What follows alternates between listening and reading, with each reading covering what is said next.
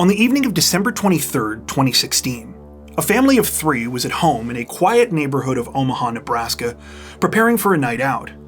It was 2 days before Christmas, and to celebrate, 50-year-old Michael Brinkman wanted to take his longtime girlfriend, Kimberly Milius, and their 16-year-old son, Seth, out for a nice dinner.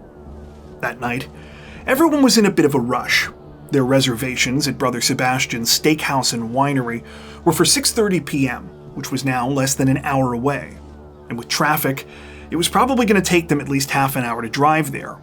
While Michael and Seth each showered in separate bathrooms of the house, Kimberly puttered around getting ready and making sure they had everything they needed. She was right in the middle of this when suddenly there was a knock at the door. An unexpected visitor was the last thing they needed right now, so Kimberly thought about pretending they weren't home. But she could hear Michael calling out from the bathroom of the master bedroom for her to answer it. She quickly peeked out through the front window and saw a white SUV on the driveway, one that she was pretty sure she recognized as belonging to one of their friends. Perhaps someone had dropped by to wish them a last-minute Merry Christmas. Unfortunately, the only thing waiting for Kimberly and her family on the other side of the door that night was pure terror. Though what happened next would take place over just 7 minutes, none of their lives would ever be the same again. It would lead to a disturbing holiday mystery, one that has yet to be fully resolved to this day.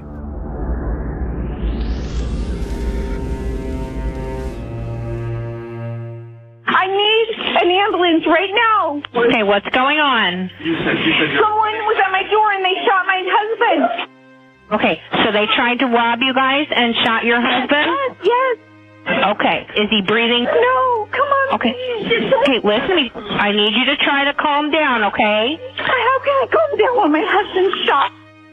The 911 call you just heard was placed by Kimberly Milius right around 5:45 p.m. on December 23, 2016. Clearly in a state of shock, she tries to explain that she and her family have just been the victims of an attack, and that her boyfriend, Michael Brinkman, is seriously hurt. When police arrived minutes later, they walked into a distressing scene. Kimberly was screaming on the front porch of their home, begging for authorities to get Michael to an ambulance. Just past the doorway, Seth was walking around, apparently in a daze, his hair still wet from the shower he had just been taking moments before. Despite Kimberly's repeated pleas for help, officers were unable to let emergency responders through until they had cleared the home for threats. Their body cameras continued to roll as they quickly went room by room, ensuring that the shooter that Kimberly mentioned during her 911 call wasn't hiding somewhere inside. When paramedics were finally allowed in, they were led to the master bedroom at the back of the home. Here, they found Michael slumped over just beyond the doorway. He was suffering from a single gunshot wound to the chest. His vital signs were low, but he appeared to be clinging to life. As Michael was rushed to the hospital, Omaha police closed off the crime scene and began to do a more thorough search of the property. Things started out normally enough, or at least the way that you would expect if you were investigating a violent crime scene. In the bedroom where Michael had been shot, there were bloodstains on the carpet and some clothing, and 3 shell casings were also recovered. These were found both in the bedroom and on the floor of the nearby bathroom. It looked like a scuffle might have started in one room and ended where Michael was found. That being said, it didn't take long for detectives to come across some more unusual clues as well. A shower curtain rod was sticking out of the drywall in Michael and Kimberly's room, and there was a Santa hat on the floor close to where the shooting had taken place. By far the strangest evidence recovered, though, was in the bathroom where Seth had been showering. Scattered across the tile floor were some crinkle-cut French fries, dipping sauce, a half-eaten piece of Texas toast, and the remnants of a styrofoam takeout food container. All of this was collected and sent away for testing. In order to try and make sense of the scene, detectives turned their attention to Kimberly and Seth. They said that they knew that they wanted to be with Michael at the hospital, but that this wasn't possible because he was likely in surgery. The best thing they could do right now is come down to the station and provide as much information about their ordeal as possible, so that investigators could start figuring out exactly what had happened. In separate interview rooms, Kimberly and Seth proceeded to tell their stories. The details were truly horrifying. Kimberly said that just a few minutes after 5:30 p.m., while they were getting ready to go out for dinner, there was a knock at the door. Michael called from the bathroom asking her to answer it. She almost didn't, but when she peeked out the window, she saw a white SUV on their driveway. It looked similar to a vehicle that one of their friends drove, so thinking it was someone that she knew, she opened the door. As soon as she did, Kimberly was met by a gun in her face. The person holding it was a large, heavy-set man who was wearing a clown mask, a Santa hat, and surgical gloves. Almost immediately, he demanded money. He says to me, "Go answer the door." I open the door and this guy pointed a gun at me and he had a mask on. So what did he say to you? I'm screaming, "What do you want? I'll give you anything. What do you want?" And he says, "Give me your money." Before Kimberly could even really process what was happening, she realized that there was a second man a few steps behind the first. He was taller and thinner, but was also armed and was wearing a clown mask, Santa hat, and gloves. The first gunman pushed past her and disappeared further into the house, while the second man held Kimberly at gunpoint and began to walk her inside as well. Before long, Kimberly heard loud sounds coming from her and Michael's bedroom. She realized it was Michael struggling with the first intruder. At the same time that this was happening, Seth was in the shower, completely oblivious to what was going on. The first sign that something might be wrong was when he heard his mom scream. However, he told detectives that he initially didn't react. About a week earlier, she had screamed after seeing a mouse, so he thought that the same thing might be happening again. That changed, though, when Seth began to hear thumping noises. They were loud, as if something heavy were being slammed on the wall outside. He turned off the shower just in time to hear the unmistakable sound of a gunshot. Two more quickly followed. Without thinking, Seth ripped down the shower curtain and ran out of the bathroom holding it. Seeing his dad fighting the first gunman, he hit the intruder as hard as he could, knocking the Santa hat off his head. He said that the fast food that police had found at the scene had fallen on the floor sometime during this scuffle. One of the attackers appeared to be carrying the food with him. Seth swung again with the shower curtain rod, but this time he missed and it became stuck in the drywall. The intruder turned around and punched him in the face, causing him to fall to the floor. I came up with that, started hitting him. I knew he shot my dad, so I was hitting him. It happened so fast, and he hit me in the eye. The chaotic situation had continued until Seth found himself being held at gunpoint by one of the attackers in another room with his mom. She was screaming at the man and pleading with him not to hurt her son. For whatever reason, the gunman had decided to spare their lives. A short time later, the second suspect had come into the room. He said something to the effect of, "Let's go, I got it," or "We got what we came for." Before leaving, the intruders demanded that Kimberly hand over her cell phone. Once she did, they fled. The whole thing was over as quickly as it started. When Kimberly and Seth were sure that the men were gone, they ran to the other room to check on Michael. By this time, they could tell he was in a very bad state, and they had used the landline to call 911. With this more detailed outline of the crime in hand, detectives were now beginning to form a few theories for further investigation. They had given Kimberly and Seth a short break from interviews, when suddenly they received a heartbreaking update. Sadly, Michael Brinkman had died from his injuries at the hospital.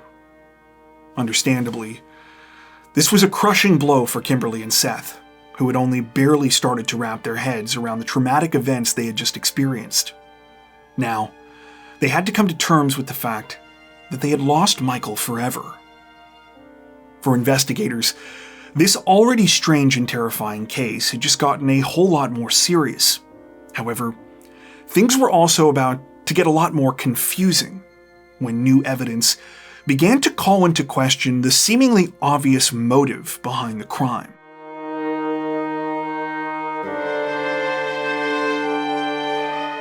After the devastating news of Michael Brinkman's death, detectives with the Omaha Police Department were sent into overdrive. Their home invasion had now become a homicide case, and they needed to collect as much information as possible to try and make sense of it all. No sooner had authorities learned this, though, than they received another strange update from back at the crime scene. Up until this point, everything that police had heard and seen in their investigation had pointed to the idea that the attack on the Brinkman home was a robbery gone wrong. In fact, according to Kimberly, demanding money was one of the first things the gunman did upon entering the house. However, as detectives continued to scour the property, they made an unexpected discovery. As far as they could tell, the only thing that had actually been stolen was Kimberly's cell phone. And the phone was by no means the most valuable thing in the house. Christmas presents sat under the tree, none of the family's other electronics had been touched, and Michael's wallet, which was lying in plain sight on the kitchen counter, still had well over $1,000 inside it. That was nothing compared to what was in the basement, though. In a large safe, Michael had stashed away roughly $200,000 in cash. All of it was still there. All of this seemed to contradict the story that Kimberly and Seth had told police, especially the part about what one of the perpetrators had said right before they left. "We got what we came for, let's go." This comment made it seem like the crime had to have been targeted, but if that were the case, what could the men have been referring to? Authorities wondered if maybe the entire motive behind the crime had been murder all along. If that was true and the robbery was a cover-up, detectives believed there was one obvious suspect they had to look at first. After heading back into the interview room, police began questioning Kimberly. By this point, a thought had also occurred to them. Maybe the reason her phone was the only thing that was taken was because it had incriminating information on it. Information that could tie her to the crime. They asked Kimberly if they could electronically access her phone records. We will do a download of the phone so we can capture everything that's even been deleted from the phone so we can tell if there's been some kind of communication back and forth, okay? So that's a very important piece of evidence for us. Kimberly not only complied with this request, she was totally cooperative and forthcoming with every other question detectives had for her. They did extensive searches into the data collected from her phone records, but there was nothing that was suspicious. A search of her and Michael's bank records also revealed nothing incriminating. In fact, the more investigators talked to Kimberly, the more they became convinced that there was no way she could have had anything to do with Michael's murder. All of the things she told them lined up with what Seth said in his separate interview, and both of their stories remained consistent under further questioning. It also wasn't clear what kind of motive Kimberly could have had for wanting Michael dead. Though they had been together for 17 years, they were not married, and the state of Nebraska does not recognize common law marriages. That meant that virtually all of Michael's estate was going to his children, Seth and his daughter from a previous relationship, Nicole. Similarly, no one else in the family seemed to have a compelling motive. Michael's 2 children adored him, and he was on good terms with his ex-wife, whom he had divorced 23 years earlier. With those closest to Michael ruled out, detectives turned to them for information. Was there anyone they suspected could be involved in the crime? Kimberly, Seth, and Nicole told police that Michael was a devoted father and partner. At home and around friends, he was silly and fun-loving. However, he was a big believer in hard work. Michael had built a company from the ground up called Excel Roofing. For well over 2 decades, he poured everything he had into the business, priding himself in his commitment to excellence and his willingness to go the extra mile. While this earned Michael a stellar reputation amongst his clients, his perfectionism could be a bit tough on the people that work for him at times. That being said, Michael always found a way to show his appreciation, usually by throwing birthday and anniversary parties for his employees. The fact that Michael had been such a workhorse all his life made the timing of his murder all the more tragic. Just 6 months earlier, he had actually sold his company. After 26 years, He was ready to ease up a bit and spend more time doing the things he loved with the people that he loved. Kimberly told detectives that Michael was a huge fan of anything to do with the outdoors. He loved hunting and fishing, as well as being up in the mountains. They had planned to move to Idaho after Seth finished high school, and thought that they would grow old there together. Sadly, that dream had now been shattered. As far as motives went, though, Michael's loved ones did have some suspicions. There were two thoughts in particular that immediately came to mind. Kimberly told detectives that prior to his murder, Michael had a falling out with a former friend named Wally. It's not clear what this falling out was regarding, but she said that the thing had devolved into name-calling, and eventually, Wally had become pretty threatening. In fact, Kimberly said that as soon as the attack at their home began, one of her first thoughts was that Wally could be behind it. The second thing that Michael's friends and family brought up had to do with his former roofing company. Though Michael had sold the business, a few people said that he had been doing jobs on the side for his old clients. This would have been a violation of the contract he had signed when he sold the company. One of Michael's friends went as far as to claim that the $200,000 in cash in his basement safe was from these side jobs. The friend also claimed that Michael wasn't happy with the direction that the new owners were taking his former business. They wondered if maybe Michael had been killed as some sort of retaliation. Detectives reportedly looked into both of these theories. Unfortunately, we weren't able to come across anything substantial in our research about this Wally guy who was supposedly threatening Michael, though he was apparently ruled out as a suspect. However, there was information about this second theory. The person who had purchased Excel Roofing was a man named James Harding. He agreed to sit down with investigators for an interview. James told authorities that the idea of Michael having secret side jobs couldn't have been further from the truth. He knew about the work Michael was doing and was fine with it. Actually, the whole thing was part of an understanding they had come to. James said that he had never owned a roofing business before, so when he took over the company, he was a bit of a fish out of water. He said he had paid Michael to stay on as a salesperson, and that for the past few months they had been working side by side. Over that time, Michael had taught him a ton. James also claimed that this is where the cash in Michael's safe had actually come from. It was likely money from commissions he was still earning as part of their arrangement. We had a whole bunch of work that was piled up. Mm-hmm. So he agreed in the process to stick around and act as the salesperson for the business. What kind of commissions are we talking about? 35% of net. James agreed to share the financial records for Excel Roofing with authorities, who didn't find any signs of unusual activities on the books.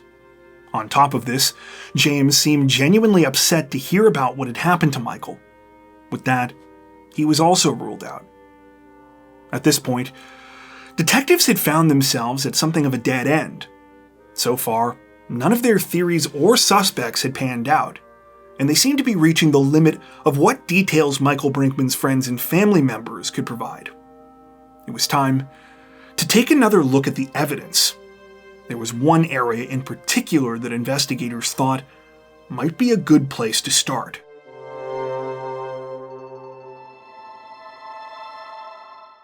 When detectives with the Omaha Police Department decided to dig deeper into the evidence they had collected so far, they quickly zeroed in on something that they realized could be promising. Early in her first interview, Kimberly had mentioned that before she answered the door on December 23rd, she had peered out the window and noticed a white SUV parked on the driveway. This was almost certainly the vehicle that the gunman had been driving. Authorities canvassed the local area, looking for anyone who might have recorded surveillance footage near the Brinkman home around the time of the crime. They soon got lucky when they discovered that a neighbor just a little ways down the road had a security camera. When detectives reviewed the footage, they got more than they bargained for. Not only had the neighbor's security camera captured video of a white SUV similar to the one Kimberly described fleeing the scene just after the home invasion had taken place, It also recorded the vehicle before the crime. Hours earlier, an identical-looking white SUV had traveled down the road and slowly driven up to the Brinkman home. It looked like someone was scoping out the place. While the video was too grainy to make out the suspects or the license plate of the vehicle, authorities were able to obtain some important information from it. The footage showed that the crime had taken place over 7 minutes, and it was clear enough that police were able to determine the SUV's make and model. It was a 2016 Dodge Durango. Omaha police put together a list of similar SUVs using the state motor vehicle database. At the same time, they held a press conference where they asked anyone who might have seen an SUV like this to please come forward. The appeal to the public was a massive success and generated a bunch of new leads. One of these would soon catch the attention of detectives. The tip came from a man who said that he had seen a suspicious white SUV parked at his apartment complex a few days after Michael Brinkman's murder.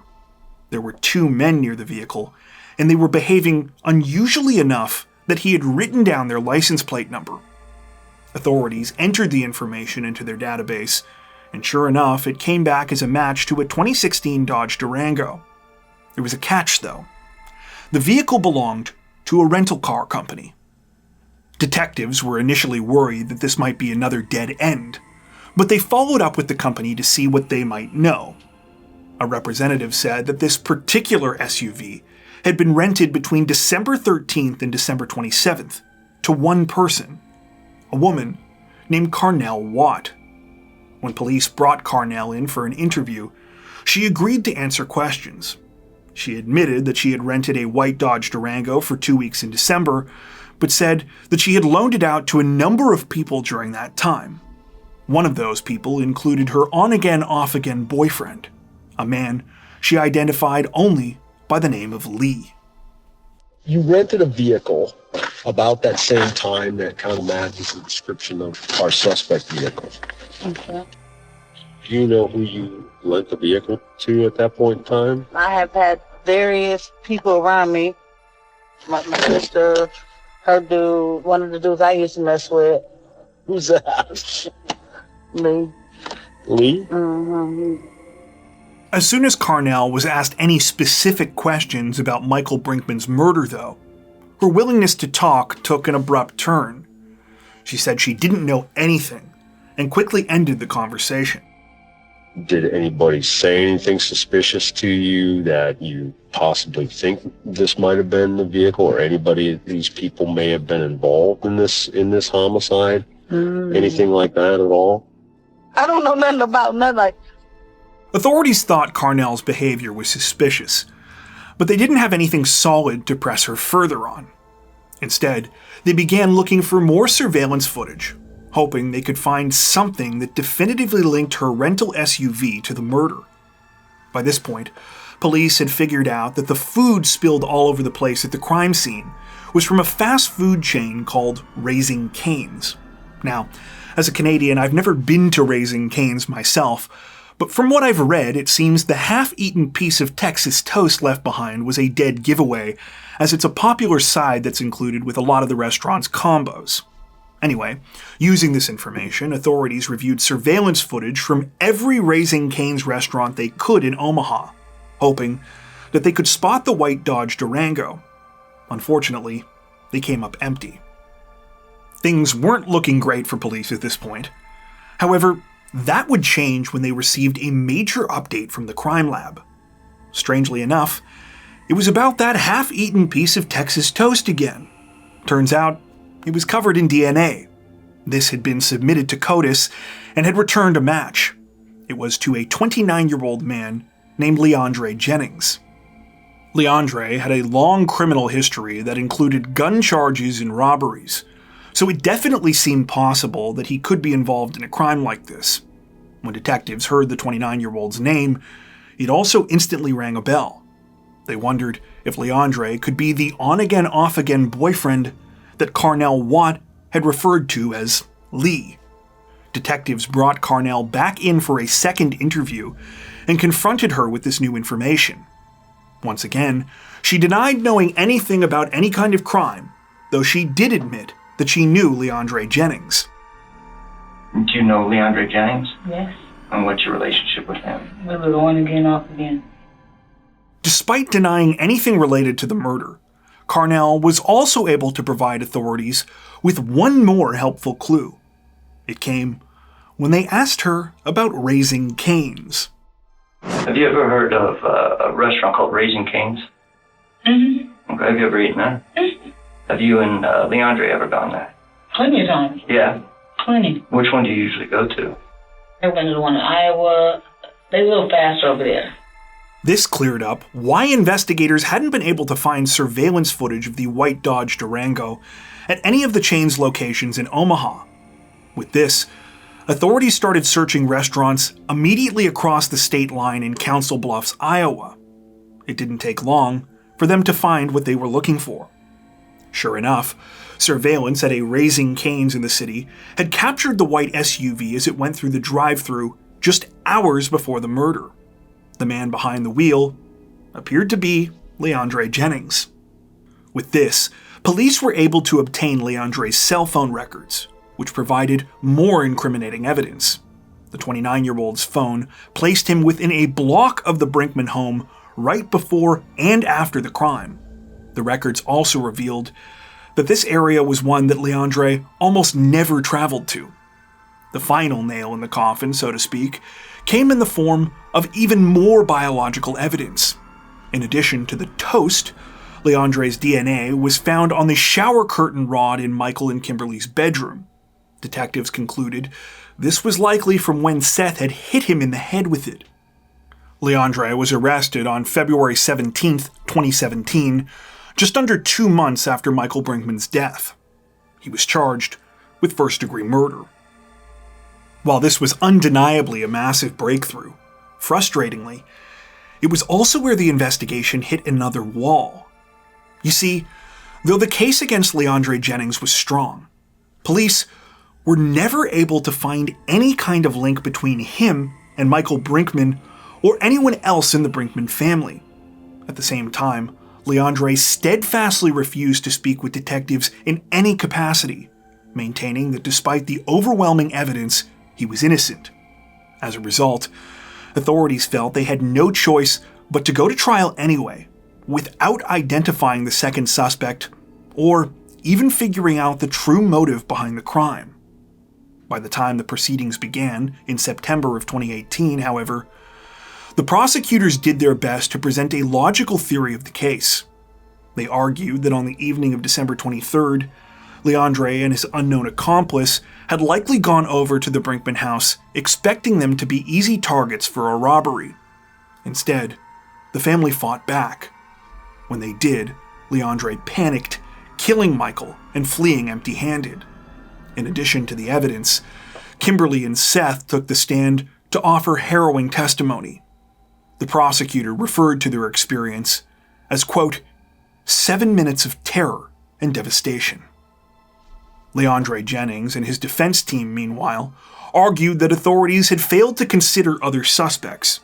They tried to discredit Kimberly's testimony in particular, pointing out that even she had originally believed that someone else had been responsible. Ultimately, the jury agreed with the prosecution, and Leandre was convicted. He was sentenced to life in prison, plus 70 to 85 years for 2 other weapons charges. At the time of this recording, he is incarcerated at the Nebraska State Penitentiary.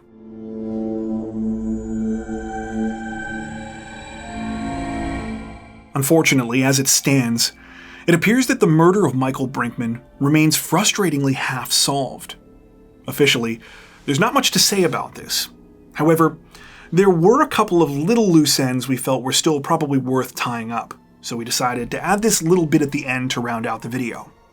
Keep in mind, pretty much everything I'm going to say from this point on is pure speculation on our part, so feel free to disregard it or just stop watching altogether. Still here? Okay then. The first thing that's probably on most people's minds right now is motive. Was Michael Brinkman targeted? And if so, why? So, as far as this goes, I should say that there's one detail that I left out from the main story. That's the fact that Kimberly and Seth may have seen the two gunmen in possession of a banker's bag that belonged to Michael during the home invasion. We didn't include this, mostly because I didn't know where to fit this in, but also because it was only mentioned by a single source we came across, so I'm not really sure how much weight to give it. That being said, if true, this could be the thing that Kimberly and Seth heard the attackers refer to when they said that they got what they came for. Now, as to what was in the bag, I have no idea. One would assume that it would have to be something valuable, though again, we don't actually know that it exists. Personally, I'm skeptical. Then there's the matter of the identity of the second gunman. There's not a whole lot to say here, though interestingly, one news article from the time claims that police knew who this person was, but didn't have any physical evidence placing him at the scene. If you want my personal opinion, I actually agree with the prosecution and think that the most likely scenario was that Michael Brinkman's murder was a random robbery gone wrong. I think when the SUV was captured on the surveillance system the first time, Leandre and his accomplice were casing houses to rob, and for whatever reason, they settled on the Brinkman residence. I know that with cases like this, there's a tendency to think that there's more going on, and that there has to be a more compelling explanation. And look, I'm willing to admit that I could be totally wrong here, but at the same time, random tragedies like this do happen. The other thing I'll say is that if you're thinking to yourself that this doesn't make sense and there has to be a more well-thought-out motive here, keep in mind, Leandre Jennings brought half-eaten food with his DNA all over it to a violent robbery. So I think on some level, we just have to admit to ourselves that he might not have been approaching this situation the same way we would have. Regardless of the explanation, I do sincerely hope that this mystery is solved. In an interview we came across, Michael's loved ones spoke about how hard it was to be forced to move on without answers, and how the loss and uncertainty has left a hole in their lives. Nothing can ever bring Michael Brinkman back, but there is still hope of giving him and his family the justice and closure that they deserve. Before we wrap up, we'd like to take a second to give a huge shout out to everyone who has made it this far into the video. Seriously, thank you so much for watching. If you found today's upload interesting and informative, we'd be honored if you consider liking and subscribing, as well as hitting the notification bell and selecting all notifications to stay up to date with our latest releases. If you're looking for additional ways to help support the channel, we'd love to have you join us over on Patreon. Patrons get ad-free and early access to all of our content, as well as 4 additional stories per week for each of our Crimes of the Week and Crimes of the Week International videos. You can learn more at patreon.com/crimezone, where you'll also find some of the fine folks whose names are currently on screen. All that being said, we understand that not everyone has the means to support financially, and that's totally okay. We appreciate every like, sub, share, and comment that you send our way. Once again, thanks so much everyone, and take care.